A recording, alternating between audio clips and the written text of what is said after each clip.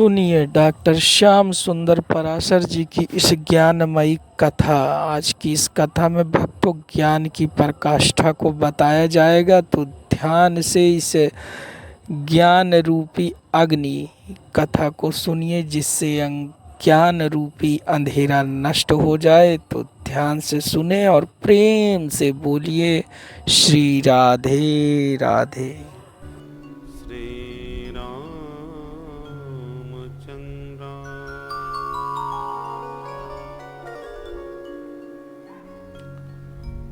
ध्येयं सदा परिभवग्नमभीष्टदोहम्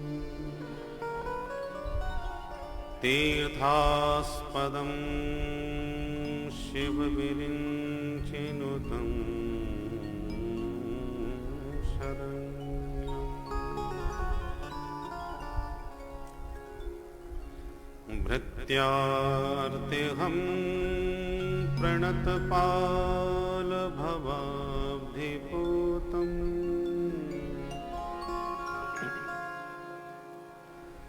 वन्दे महापुरुषते चरणारविन्दम्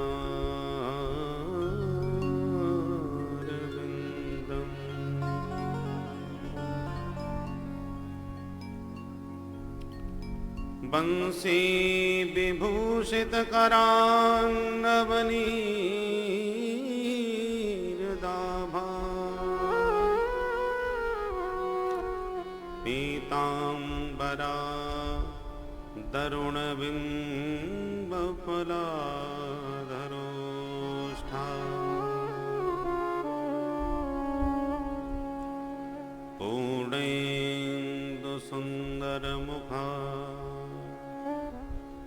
दरविन्दनेत्रा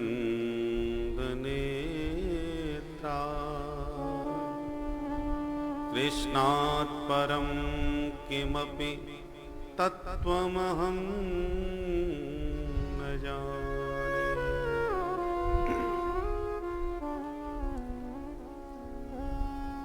नारायणं नमस्कृत्य नरं चैव नरोत्तमम्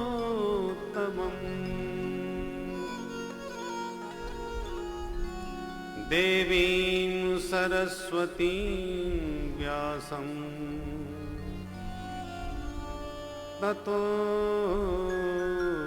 जयमुदीरयेत्।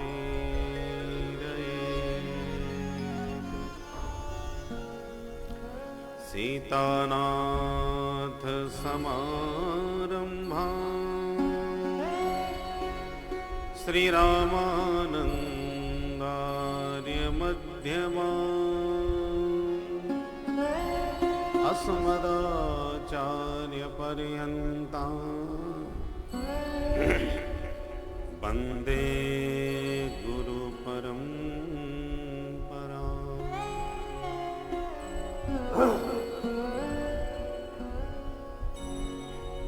गौराङ्गं रसमयं नित्यं रसाचार्यं रसोत्सुकम् श्रीमद्रामहर्षणदेवाख्यं सद्गुरुं प्रणमाम्यहम्।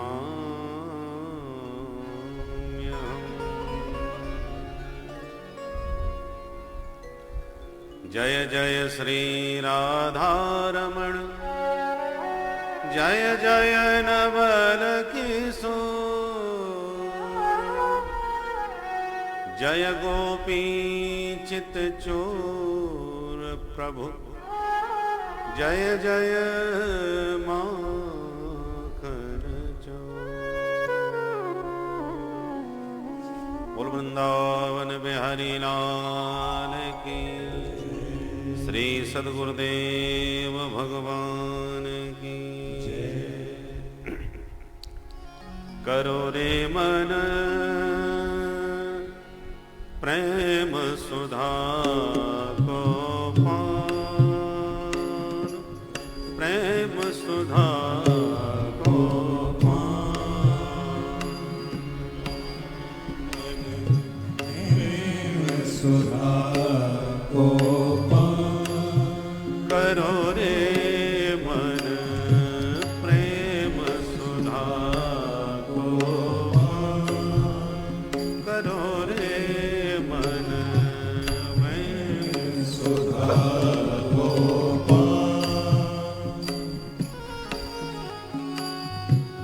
जाके पियत बने बने द्रुत अमृत, जाके पियत बने द्रुत अमृत, स्वाद न जाय बखान, सुधा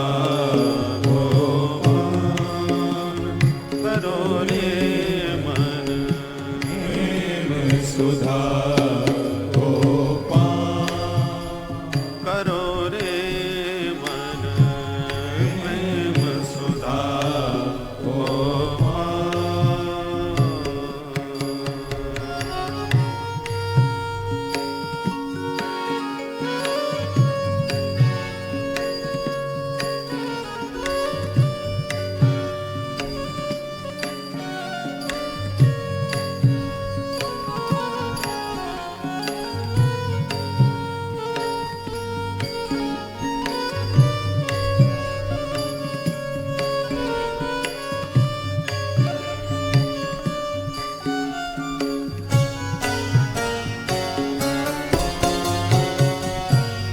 अमृत बनी अमृत को चाखे, अमृत बनी अमृत को चाखे, अमृत बनी अमृत को चाखे, अमृत बनी अमृत को चाखे, सहज अमरता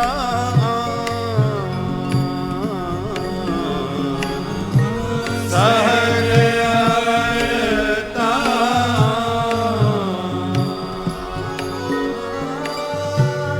जही कह पाय अन्य नहीं देखत, यही कह पाए अन्य नहीं देखत, जही कह पाय अन्य नहीं देखत, कह पाए अन्य नहीं देखत, अन्य सुने नहीं कान, अन्य सुने नहीं कान, करो रे मन प्रेम सुधा करो रे मन प्रेम सुधा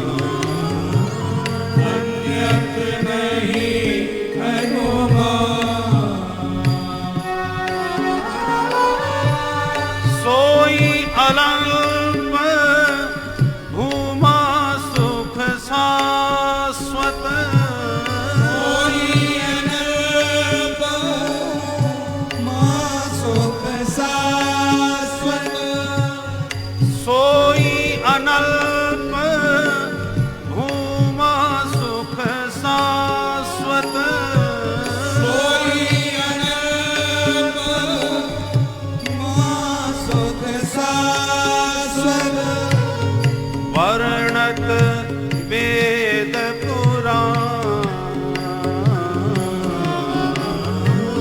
वर्णत वेद पुराण करो रे मन प्रेम सुधा को पान करो रे मन प्रेम सुधा को पान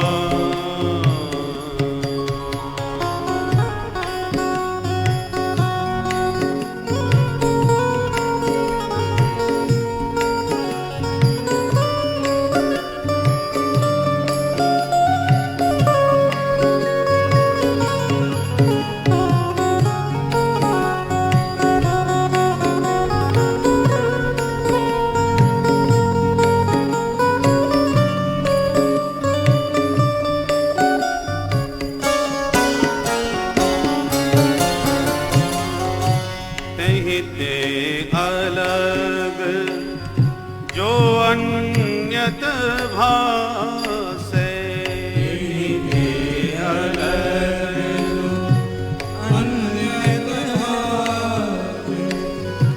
तेहि ते अलग जो अन्यत भाग है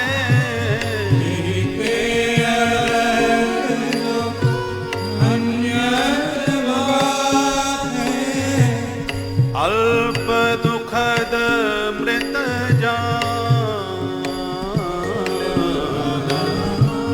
अल्प दुखद मृत जान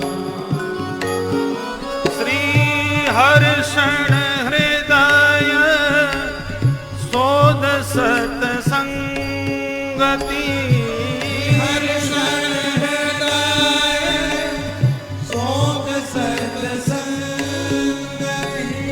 श्री हर्षण हृदय सोध सतसंगहि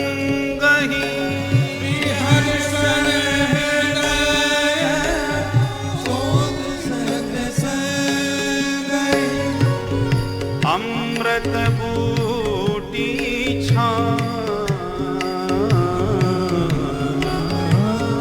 अमृत बूटी करो रे मन प्रेम सुधा को पान करो रे मन प्रेम सुधा को पान जाके पियत बने द्रुत अमृत जाके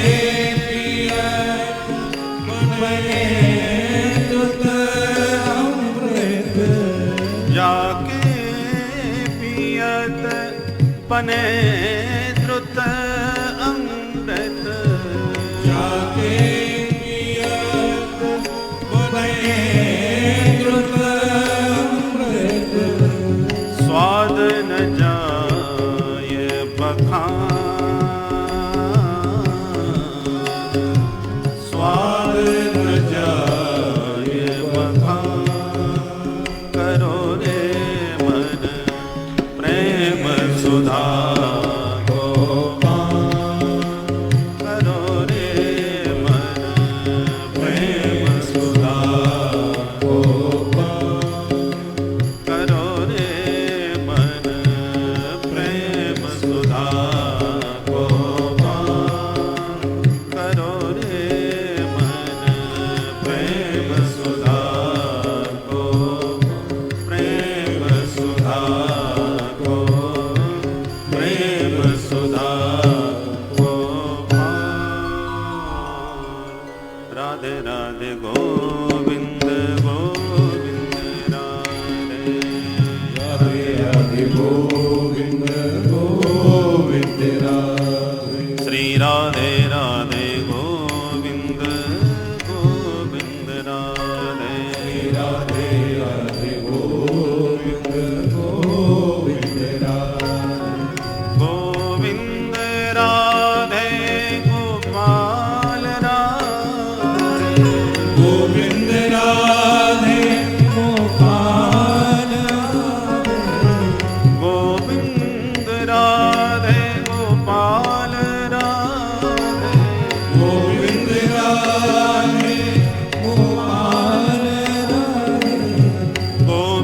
राधे गोपाल राधे गोविंद राधे गोपाल राधे गोविंद राधे राधे गोपाल राधे गोविंद राधे राधे गोपाल राधे गोविंद राधे गोपाल राधे गोविंद राधे गोपाल राधे गोविंद राधे गोपाल राधे गोविंद राधे गोपाल राधे गोविंद राधे गोपाल राधे गोविंद राधे गोपाल राधे श्री राधे राधे गोविंद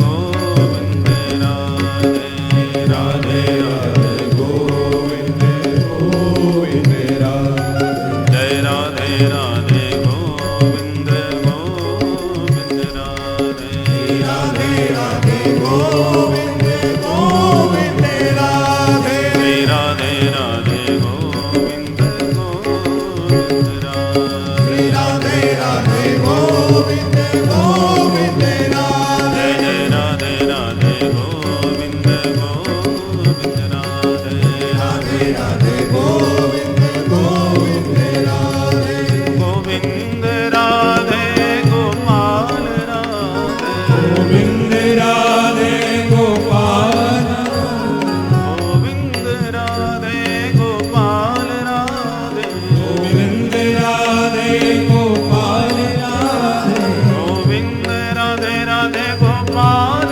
राधे गोविंद राधे राधे गोपाल राधे गोविंद राधे राधे गोपाल राधे गोविंद राधे राधे गोपाल राधे गोविंद राधे गोपाल राधे गोविंद राधे गोपाल राधे गोविंद राधे गोपाल राधे गोविंद राधे गोपाल राधे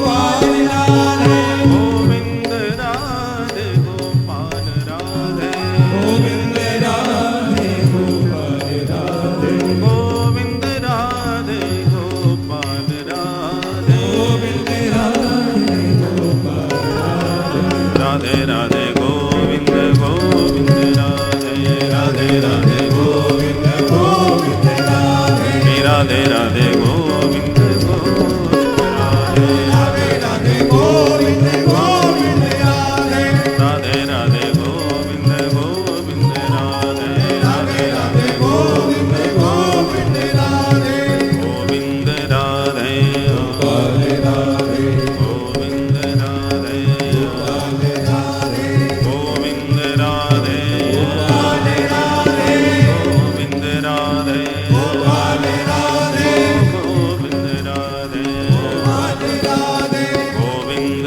राधे गोपाल राधे गोविंद राधे गोपाल राधे गोविंद राधे गोपाल राधे गोविंद राधे गोपाल राधे गोविंद राधे गोपाल राधे गोविंद राधे गोपाल राधे गोविंद राधे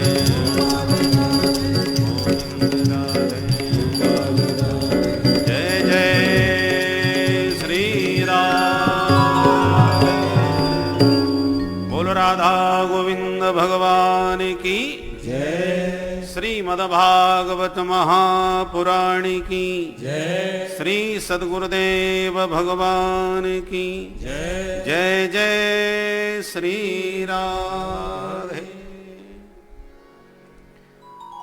यं प्रव्रजन्तमनुपेतमपेतकृत्यम्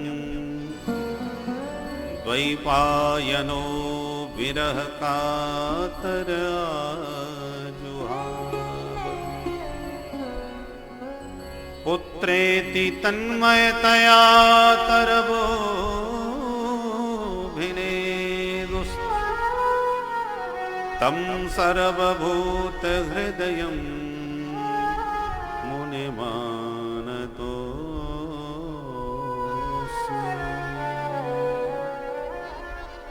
यस्वानुभावमखिल श्रुतिसारमेकम्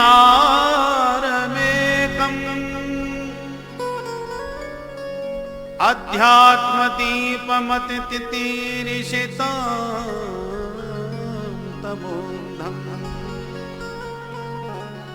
संसारिणां करुणयाः पुराणगुह्यम् तं व्याससूनुमुपयामि गुरुं मुनीनाम्।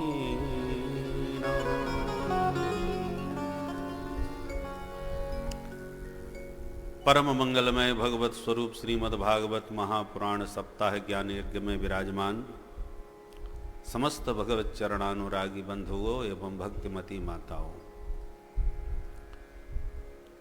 श्रीमद् भागवत का मंगलाचरण करते हुए सूत जी महाराज ने सबसे पहले मंगलाचरण किया, फिर भागवत का परिचय दिया। ध्येय, ज्ञेय और पेय तीनों कल आपने श्रवण किए। परंतु जब 6 प्रश्न सौनकादि ऋषियों ने किए तो सूत जी महाराज ने पहले अपने सदगुरु भगवान सुखदेव जी का ध्यान इन 2 श्लोकों में किया जो अभी आपने सुने। तम सर्वभूत हृदयं मुनिमानतोस्मि।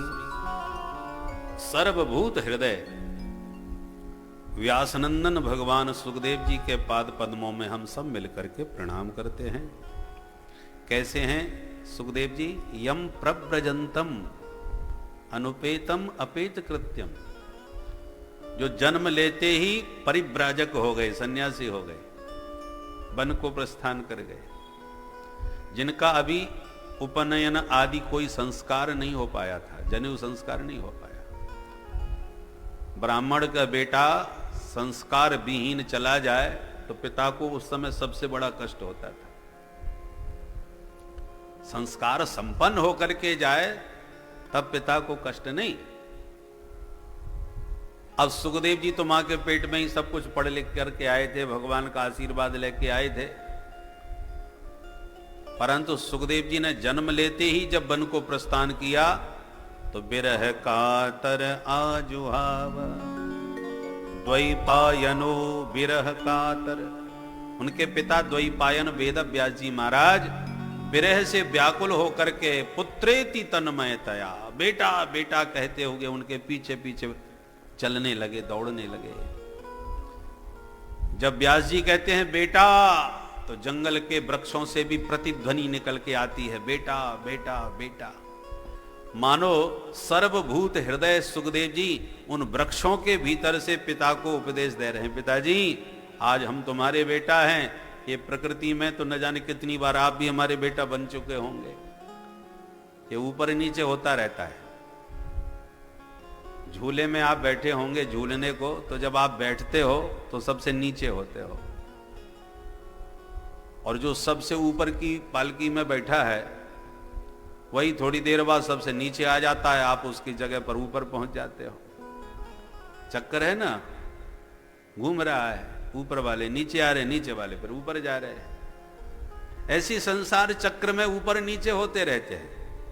जो आपके पिता पितामह हैं, हो सकता है आपका चिंतन करके आपके ही पुत्र पौत्रादिक बन करके प्रकट हों, पैदा हों।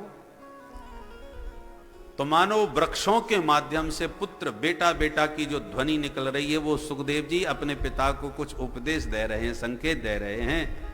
ऐसे सर्वभूत हृदय सुखदेव जी के चरणों में हम बारंबार प्रणाम करते हैं, जिन्होंने समस्त श्रुतियों का सार निकाल करके श्रुति सार में कम और श्रीमद् भागवत रूपी अध्यात्म का ऐसा दीपक जलाया कि संसार के अंधकार में जो भटकते फिर रहे थे, उन समस्त प्राणियों को इस भागवत रूपी अध्यात्म के दीपक के प्रकाश से अध्यात्म का पथ दिखा दिया। ऐसे व्यासनंदन सुखदेव जी को पुनः पुनः प्रणाम। सूत जी कहते हैं, ऋषियों, लोक मंगल की भावना से आप लोगों ने ये बड़े सुंदर सुंदर प्रश्न पूछे। प्राणी मात्र का कल्याण कैसे हो, ये पहला प्रश्न है। देखिए, प्रत्येक प्राणी पेट भरने के लिए कर्म करता है। रुपया क्यों कमा रहे हो, व्यापार क्यों चला रहे हो? बोले साहब, पापी पेट का सवाल है। पेट के लिए सब गोरख धंधे करने पड़ते हैं। पेट ना होता, भूख ना होती तो कोई कुछ ना करता, पर भूखे ना मर जाएं इसलिए कुछ ना कुछ करना पड़ता है। आहारार्थम कर्म कुर्यात मनुष्य, मनुष्य के कर्म आहार के लिए, भोजन के लिए।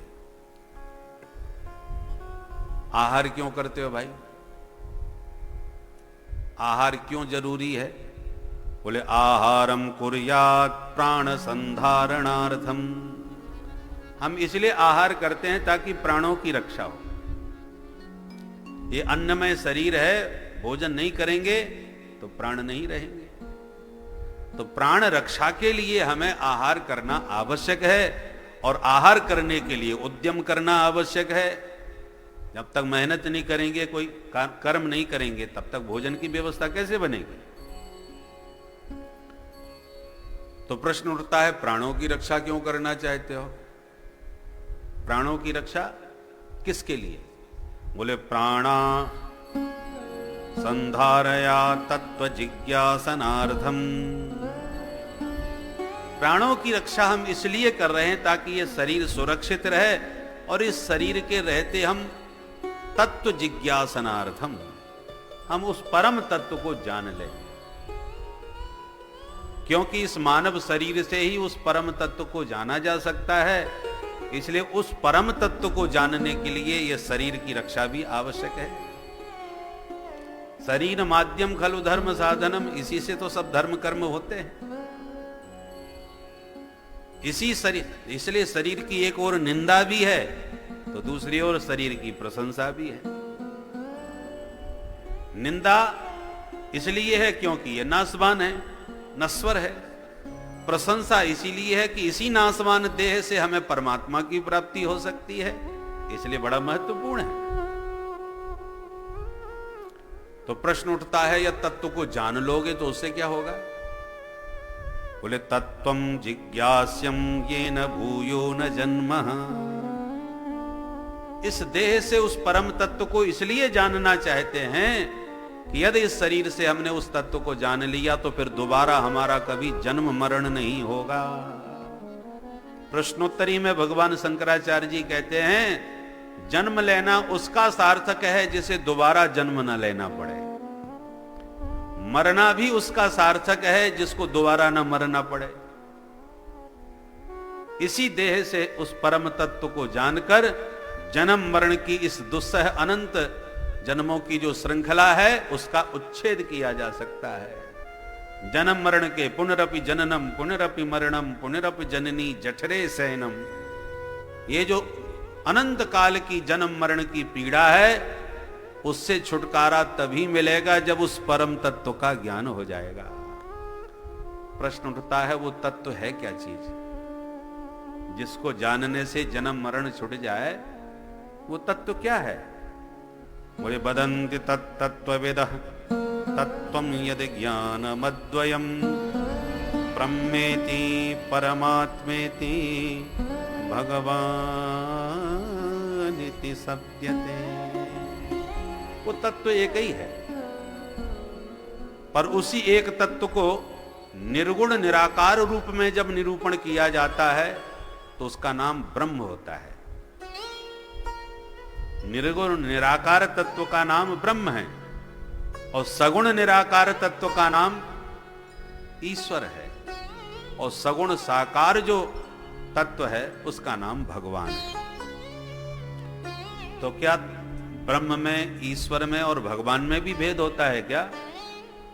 बोले बहुत गहराई से विचार करो तो कोई भेद नहीं है, पर वैसे भेद है भी। इस बात को और ठीक से विचार करें। एकम सद्विप्राः बहुधा वदन्ति, ज्ञानियों को ब्रह्म में प्रीति है, योगियों को ईश्वर में प्रीति है और भक्तों को भगवान में प्रीति है। तो क्या इनमें भेद है? बोले वैसे तो भेद नहीं है, परंतु विचार करो तो भेद है भी। कैसे? जैसे कि जल, पानी है, पानी को यदि आपने फ्रिज में रख दिया थोड़ी देर तो बर्फ बन के निकल आता है, और उसी पानी को यदि बर्तन में रख करके अग्नि पर खौला दिया तो वही भाप बन के उड़ने लगता है।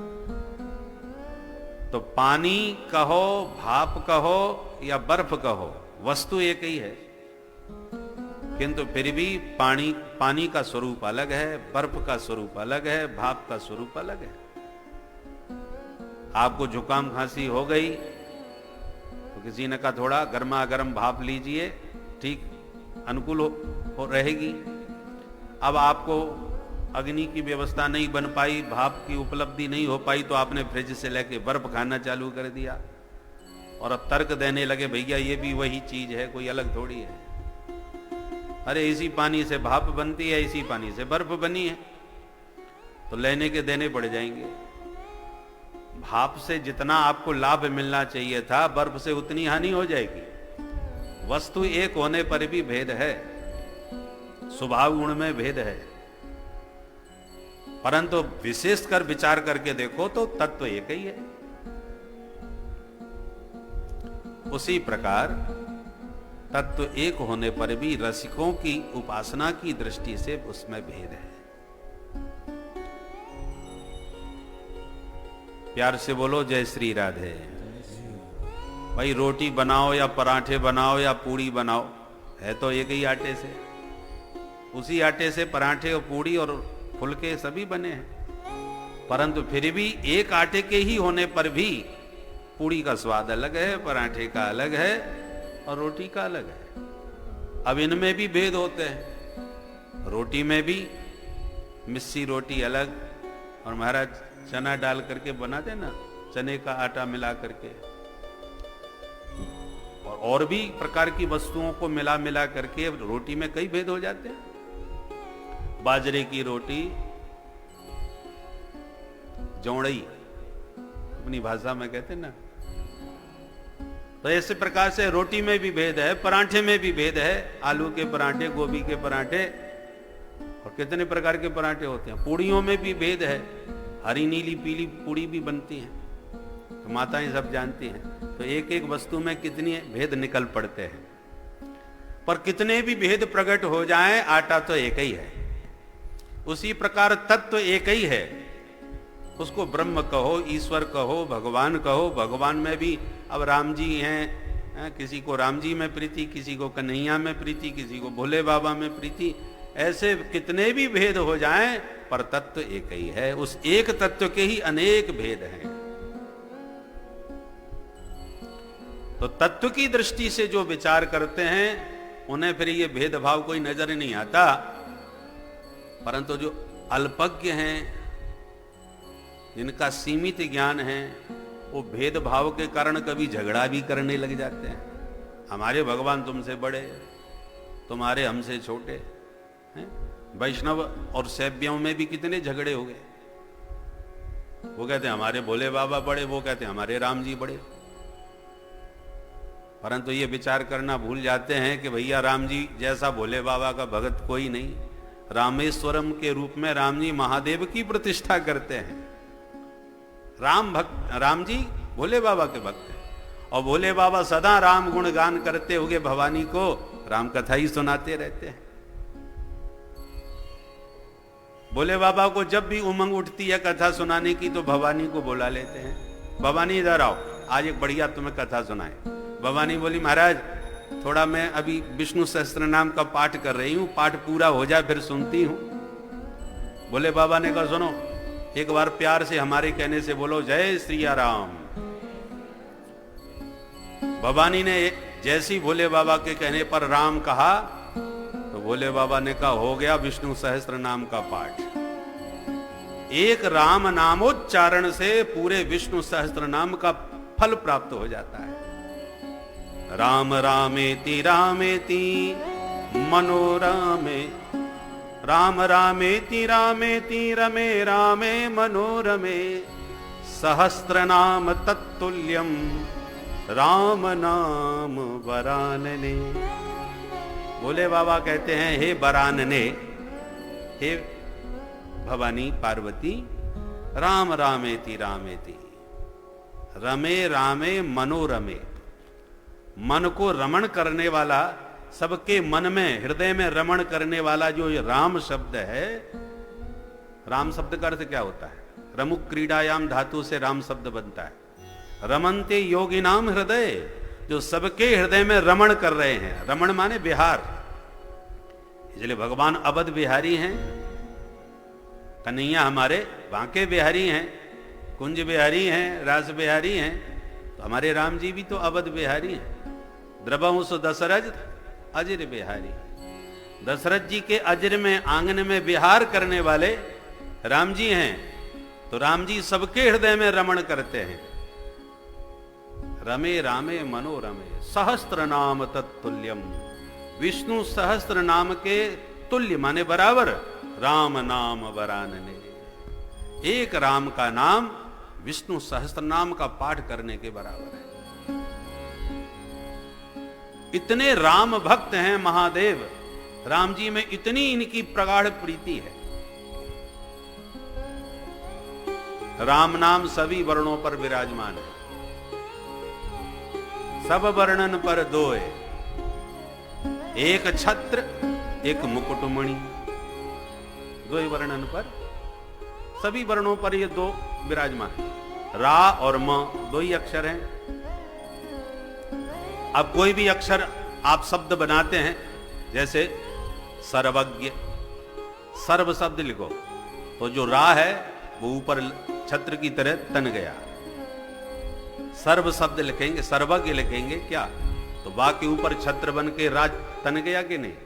जैसे ठाकुर जी पर ये छत्र चढ़ा हुआ है, ऐसे रा छत्र बन करके ऊपर सभी वर्णों पर विराजमान है। और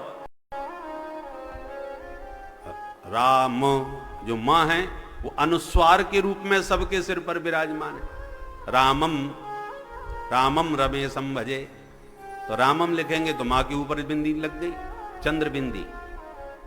तो मां है वो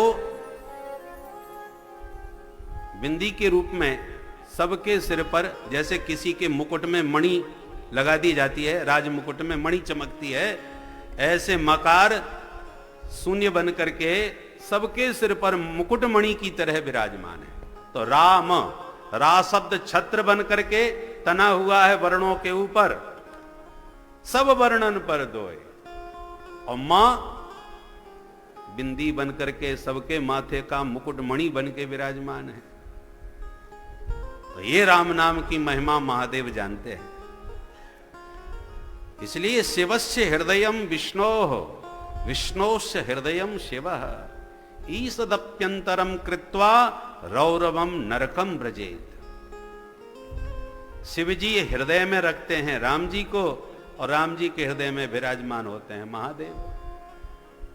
इनमें जो भेद करते हैं वो रौरव नरक के गामी होते हैं। बोलो जय सिया राम। जय श्री राम। इसलिए अनेक भेद होते हुए भी मूल रूप से तत्व में कोई भेद नहीं है, और उसी तत्व को जानना जीवन का लक्ष्य होना चाहिए। जीवस्य तत्व जिज्ञासा।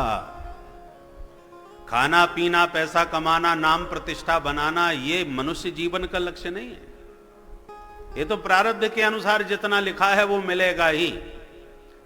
हमारे गुरुदेव भगवान कहा करते थे कि चाहे जितनी मेहनत कर लो, चाहे जितनी भाग दौड़ मचा लो, प्रारब्ध में जितना होगा उतना ही पाओगे।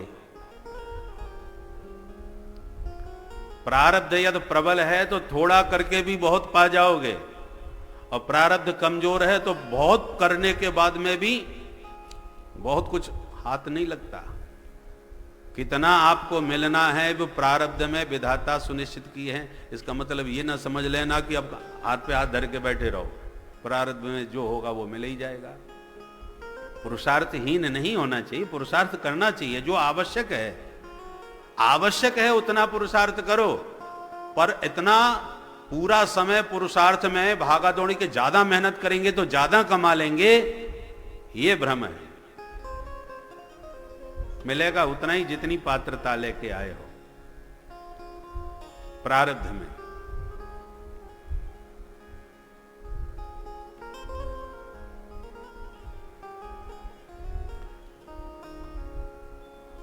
तो इसलिए मनुष्य जीवन का लक्ष्य बहुत पैसा कमाना, बहुत मान प्रतिष्ठा बनाना नहीं है। बड़े बड़े धनवान लोग धन को लात मार के संपत्ति को त्याग करके बाबा जी बन जाते हैं, पर प्रारब्ध का जो भोग होता है वो भी उनके पीछे पीछे पहुंच जाता है। बाबा जी बन जाते हैं तो पता चलता है किसी ने उन्हें लेकर के महंत बना दिया, तो महंत बन गए तो ठाट तो उनके राजा जैसे ही भाई, छत्र चमर फिर भी लगे, जय जय का जगत गुरु बन गए।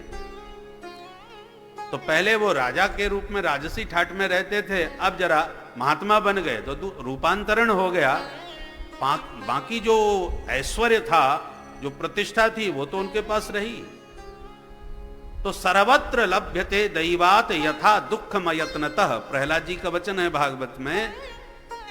दैत्यों के पुत्रों को उपदेश देते हुए प्रहलाद जी ने कहा है कि तुम्हारे जीवन में जितना प्रारब्ध में लिखा हुआ है वो सर्वत्र तुम्हें उपलब्ध होगा, कहीं भी जाओ। सर्वत्र लभ्यते दैवात, दैव माने प्रारब्ध, भाग्य, कुछ भी कहो। भाग्य में, प्रारब्ध में जितना सुनिश्चित है, जहां जाओगे वहीं पाओगे। उदाहरण देते हैं, यथा दुःखमयत्नतः, जैसे बिना प्रयत्न किए दुख पाते हो कि नहीं। दुख पाने का कोई प्रयत्न करता है क्या कि हम दुखी हो जाएं? कोई नहीं चाहता। पर बिना प्रयत्न के भी दुख आता है कि नहीं, और भोगना भी पड़ता है कि नहीं। तो जैसे बिना प्रयत्न किए आपको दुख मिला, ऐसी बिना प्रयत्न के सुख भी मिलेगा यदि प्रारब्ध में है तो। ये सुख दुख दोनों प्रारब्ध के द्वारा प्राप्त होते हैं। तो यथा दुःखमयत्नतः, जैसे बिना प्रयत्न के दुख मिला वैसे ही आपको सुख मिलेगा यदि भाग्य में, प्रारब्ध में लिखा के आए हो तो अब ये बताइए, जब पैसा कमाने के लिए उद्यम नहीं करना है, मान प्रतिष्ठा के लिए प्रयास नहीं करना है, तो मनुष्य जीवन में प्रयास क्या करना चाहिए? काय के लिए प्रयास पुरुषार्थ करना चाहिए? बोले जीवस्य तत्व जिज्ञासा, मुख्य लक्ष्य है उस तत्व को जानने का प्रयास। क्योंकि मनुष्य शरीर के अलावा अन्य किसी भी देह से आप उस तत्व को नहीं जान पाओगे। 84 लाख चाबियां हैं जिससे मोक्ष का दरवाजा खुलने का आप प्रयास कर रहे हैं, पर 84 लाख चाबियों में सिर्फ एक चाबी है जिससे वो ताला खुलता है। अब चाबी का 10-50 का भी गुच्छा हो तो, और चाबी एक ही है जिससे ताला खुलेगा, तो कितनी उलझन होती है, कोई चाबी फिट ही नहीं हो रही ताले में। तो जो चाबी से ताला खुल सकता है उस चाबी को ढूंढना पड़ता है, क्योंकि उसी से ताला खुलेगा। ऐसी मोक्ष में, मोक्ष के द्वार पर जो ताला लगा है उसको खोलने के लिए मनुष्य शरीर की चाबी ही फिट होती है। और जिसको ये चाबी मिल गई तो समझ लो बड़ा भाग्यशाली है, चाबी हाथ लग गई। इसलिए कहते हैं बड़े भाग्य मानुष तनु पावा। आपको चाबी मिल गई तो आप बड़े भाग्यशाली हैं, नहीं तो 84 के चक्कर में ही चाबी ढूंढते रहो, कोई फिट ही नहीं बैठेगी। अब चाबी तो मिल गई हाथ में, पता है कि इस चाबी से खुलता है, अब खोलने का भी तो प्रयास उद्यम करना पड़ेगा कि नहीं। केवल चाबी लिए डोलते रहो कि हमको चाबी मिल गई, चाबी मिल गई। अरे चाबी तो मिल गई, अब खोल भी तो सही।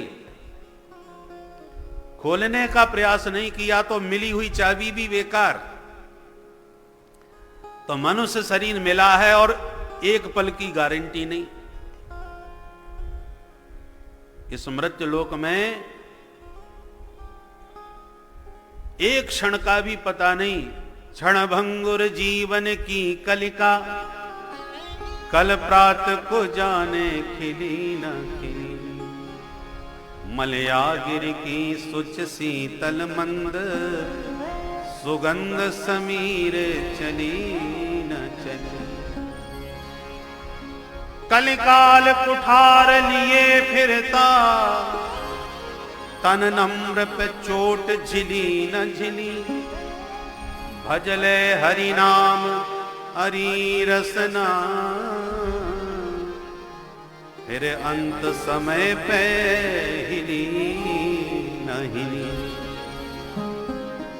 कोरोना काल घूम रहा है, कब किसके ऊपर प्रहार कर दे कोई ठिकाना नहीं। क्षण भंगुर है ये शरीर, इसलिए कर लो सो काम भज लो सो राम, अंत के भरोसे न रहना। बुधबुदा इव तो येसु, मसका इव जंतुसु, जायन्ते श्रवणायैव कथा श्रवण वर्जिता, जायन्ते मरणायैव। ये जो शरीर है पानी का बलबूला है, पानी में बलबूला उठता है, कितने सेकंड का है कोई पता नहीं। मच्छर पैदा होते हैं, कब किसका हाथ पड़ जाए जैसी आराम। तो बुधबुदा एव तोयेसु, मसका एव जंतसु, जंतुओं में जैसे मच्छर, मसक, मसक समान रूप कपिधरी, मच्छर। तो जैसे ये कब पैदा होते हैं कब नष्ट हो जाते पता नहीं होता, एक क्षण का ठिकाना नहीं इनका। ऐसे ही मनुष्य शरीर है। तो चाबी हाथ लग तो गई है, परंतु यदि मोक्ष के दरवाजे को आपने नहीं खोल पाया और चाबी हाथ से छूट गई, निकल गई, तो फिर 84 के चक्कर में फिर ढूंढते फिरो वो चाबी दोबारा कब मिलेगी। इसलिए जीवस्य तत्व जिज्ञासा, इस मनुष्य शरीर से ही उस परम तत्व को जानने का अहरनिश प्रयास करना चाहिए। अब शरीर की रक्षा के लिए जो आवश्यक उद्यम है वो भी करना चाहिए। पुराने महात्मा क्या करते थे, झोंपड़ी में रहते थे, जंगल में आराम से, बसहि विपिन शोभ आश्रम जानी, विश्वामित्र महामुनि ज्ञानी। अब विश्वामित्र जी जिनके चरणों में बड़े बड़े राजा धीराज साष्टांग प्रणाम करते हैं, हरिश्चंद्र को हिला के रख दिया। विश्वामित्र जी जिसके यहां पहुंच जाते थे वही राजा चरणों में गिर जाते थे। दशरथ जी को पता चला कि महामुनि पधारे हैं, तो मुनि आगमन सुना जब राजा, मिलन गयऊ ले विप्र समाजा। पूरे ब्राह्मणों का समाज लेकर के स्वस्ति वाचन बोलते ब्राह्मणों को आगे करके स्वयं सम्राट दशरथ जी उनकी अगवानी में पहुंच गए। क्या ठाठ थे, क्या प्रभाव था महात्माओं का। अब वो किसी राजा को आदेश दे दे कि हमारे लिए बढ़िया आश्रम बना दो, तो कोई राजा मना करेगा? चाहे जितने एयर कंडीशन आश्रम बनवा सकते थे, पर महात्मा लोग नहीं बनवाते। सम्मान संतों का तभी होता है जब तक संत किसी से अपेक्षा नहीं रखते। और जहां लेने देने की बात करना चालू किया तो फिर देने लेने वाले भी खिसकने लगते हैं, महाराज जी कब क्या मांग लें कोई ठिकाना नहीं। बोलो राधे राधे। तो त्याग से संतों का सम्मान होता है। सम्राट चरणों में इसलिए गिरते थे कि बड़े बड़े सम्राट संतों से मांगते थे, संतों को मांगने की जरूरत नहीं पड़ती थी। दशरथ जी को आवश्यकता पड़ी तो वशिष्ठ जी के चरणों में आकर के गिड़गड़ाए, महाराज बुढ़ापा आ गया, बच्चे नहीं हो रहे, आप कृपा करो। तब वशिष्ठ जी ने आशीर्वाद दिया, धरो धीर हो ये सुतचारी, घबराओ मत, हम पर छोड़ दो, आप हमारी शरण में आ गए हो, सब ठीक होगा। तो सम्राट मांगते थे, महात्मा नहीं मांगते थे। महात्मा तो झोंपड़ी में ही रहते थे, मस्त रहते थे, उन्हें आवश्यकता, अपनी कोई आवश्यकता ही नहीं थी। आप चाहो झोंपड़ी में रह के भी जीवन काट सकते हो, आप महलों में भी काट सकते हो। अब देहाशक्ति जिनमें होती है वो देख के साधन जुटाते हैं। पहले पंखा भी नहीं थे, कूलर और एसी की तो बात छोड़ दो, फिर भी लोग आनंद से रहते थे कि नहीं? बल्कि यूं कहा जाए कि उस समय ज्यादा आनंद से रहते थे। लाइट भी नहीं थी, बिजली कुछ भी नहीं थी, और इन साधनों के अभाव में भी बड़े आनंद के साथ लोग झोंपड़ी में रहते थे। आज साधन जुटा तो लिए पर परतंत्र हो गए। एयर कंडीशन का आनंद तो ले रहे हैं, पर लाइट चली गई तो पसीना पसीना हो गए। सुविधा तो हमने जुटा ली, परंतु इस सुविधाओं ने हमको परतंत्र भी तो कर दिया, पराधीन हो गए हम। तो कहने का तात्पर्य यह है कि महात्मा लोग जंगल में रहते थे, झोंपड़ी बना करके रहते थे, केवल गौ पालन करते थे, गाय आश्रम में रखते थे, उसी के दूध से मस्त रहते थे, केवल जीवन धारण करने के लिए। अब गाय के दूध के लिए जंगल में गाय रहे, अपने आप घास चर के आ जाती थी, कोई बहुत पुरुषार्थ नहीं करना पड़ता था उसके लिए, और बढ़िया चकाचक दूध देती थी। और दुग्ध में पूर्ण आहार, बहुत से महात्मा दुग्धाहारी होते हैं, केवल दूध पी करके ही रहते हैं।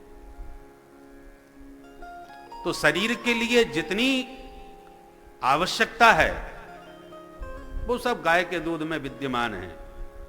तो दूध पी करके शरीर की पूर्ति हो गई, और शरीर की रक्षा के लिए झोंपड़ी, बस इससे ज्यादा उन्हें जरूरत ही किसी वस्तु की नहीं।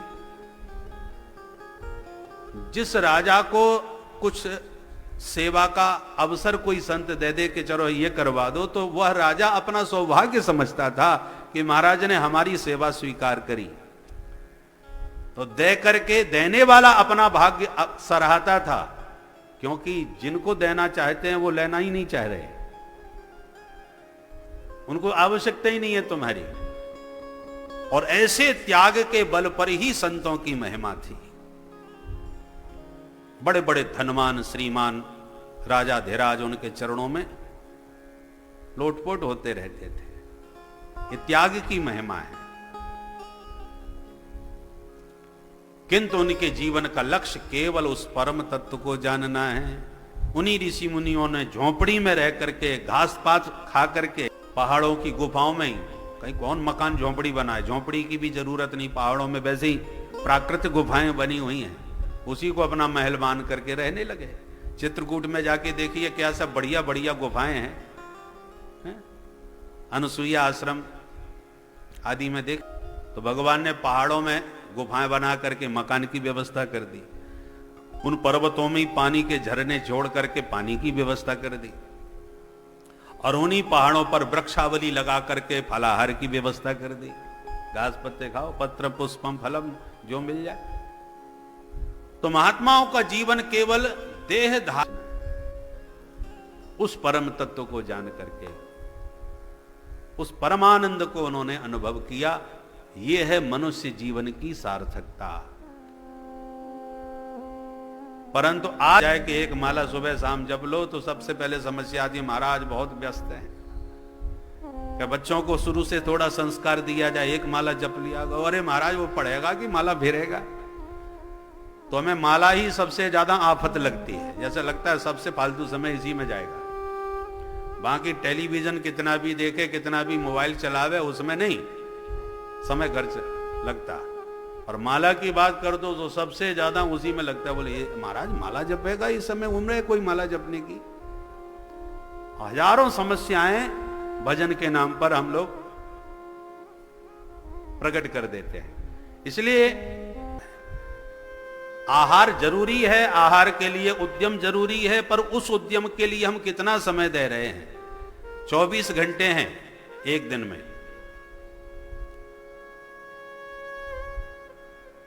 तो 3 विभाग कर दो 8-8 घंटे के, 8 × 24। 8 घंटे में आप प्रेम से खर्राटे बजा के सो, विश्राम बहुत जरूरी है। 8 घंटे प्रेम से चैन की नींद सो, शरीर को विश्राम दो। और 8 घंटे पैसा कमाने में लगाओ। 8 घंटे की नौकरी होती है ज्यादातर, इससे ज्यादा कोई कहां करते हैं। तो 8 घंटे लगाओ अपने पैसा कमाने में, भरण पोषण में, संसार के व्यवहार में। तो 8 घंटे कमाओ, 8 घंटे सो। अब जो 8 घंटे हैं वो भजन में लगाओ, जिसके लिए भगवान ने मनुष्य शरीर दिया है। तो यदि किसी से कह दिया 8 घंटे भजन करो तो घबरा जाएगा, महाराज 8 घंटे, हम तो 2 घंटे नहीं बैठ सकते, 1 घंटा भारी पड़ जाता है। तो सोचिए, जिस उद्देश्य से मानव शरीर मिला है उसी के लिए हमारे पास वक्त नहीं है। बहुत से लोग तर्क देते हैं, महाराज हम ईश्वर को नहीं मानते। किसने देखा भगवान? मर के कौन कहां जाता है कौन जानता है? ये सब लिखी पड़ी बातें हैं। हम तो बस ईमानदारी में विश्वास रखते हैं, बेईमानी करते नहीं, किसी को धोखा देते नहीं, झूठ कभी बोलते नहीं। हमारा जीवन बिल्कुल ईमानदारी के साथ चरित्र पर हम बल देते हैं। जीवन अच्छा होना चाहिए, अच्छे कर्म करना चाहिए। भले ही भजन मत करो, भले ही ईश्वर को मत मानो, तो क्या हमारा कल्याण नहीं होगा? एक प्रश्न है। यदि कोई ऐसा प्रश्न करे कि हम भजन नहीं करते क्योंकि ईश्वर को नहीं मानते, परंतु जीवन हमारा ईमानदारी के साथ हम चलाते हैं, कभी बेईमानी नहीं करते, धोखाधड़ी नहीं करते, तो अब बताओ हमारा कल्याण होगा कि नहीं? तो विवेक से विचार करके यदि देखा जाए तो ऐसा प्राणी का जो ईमानदार है उसकी प्रतिष्ठा तो बनेगी कि भाई वो आदमी बहुत चरित्रवान है, बहुत ईमानदार है। मान सम्मान तो मिलेगा पर कल्याण नहीं होगा। कैसे? अब एक दृष्टांत से समझो। एक अधिकारी बहुत ईमानदार था, जीवन में कभी रिश्वत नहीं ली, उसके चरित्र की चर्चा थी विभाग में। तो और सरकार को एक ऐसे ही ईमानदार व्यक्ति की आवश्यकता पड़ी जिसको विदेश भेज करके कोई प्रमुख, कोई गोपनीय कार्य करना था। उस कार्य के लिए कोई बहुत ईमानदार व्यक्ति की आवश्यकता सरकार को पड़ी। तो उस व्यक्ति का नाम आया कि उससे बड़ा ईमानदार कोई नहीं। तो सरकार ने उसे बुलाया और कहा कि तुम विदेश जाओ और अमुक देश में, किसी भी देश में, वहां जाकर के तुम्हें सरकारी ये काम करना है। इस काम में बहुत ईमानदारी की आवश्यकता है, इसलिए आपको चुना गया है।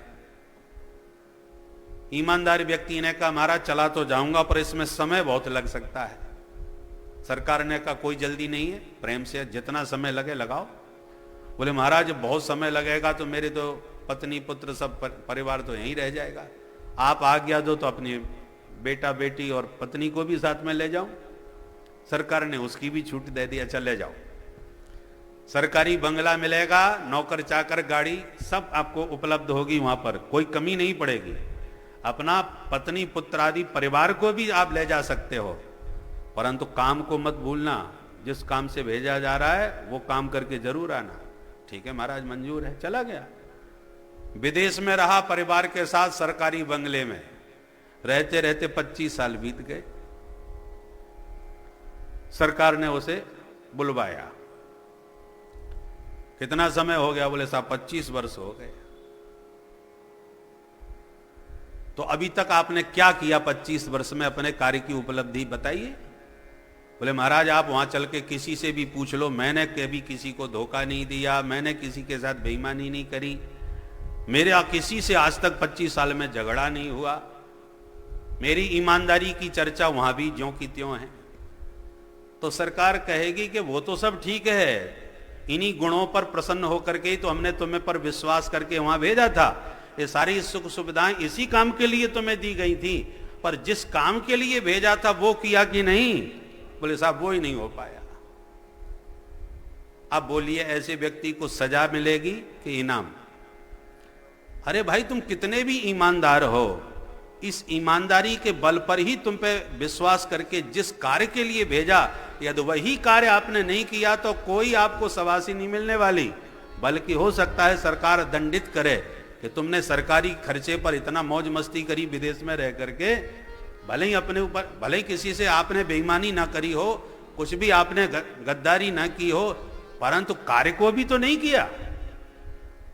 उसी प्रकार भगवान ने देव दुर्लभ मनुष्य शरीर आपको दिया और संसार में सारी सुख सामग्री भी आपको उपलब्ध करा दी, पत्नी पुत्र परिजन परिवार और बहुत बढ़िया रहने का घर मकान सब कुछ दिया भगवान ने।